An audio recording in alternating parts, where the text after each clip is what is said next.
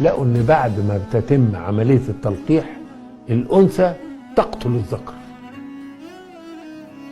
خلي بالكم، الانثى تقتل الذكر بعد عمليه التلقيح عشان تضمن انها هتجيب عيال.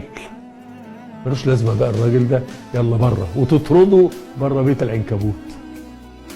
بصوا بقى روعه الايه. طبعا الحقيقه دي معروفه قريب، حكايه العناكب دي ما كانتش تعرف خالص زمان، دي اتعرفت قريب. مثل الذين اتخذوا من دون الله اولياء كمثل العنكبوت. بص بقى الكلمه اللي انا وقفت عندها فعلا، سبحان الله.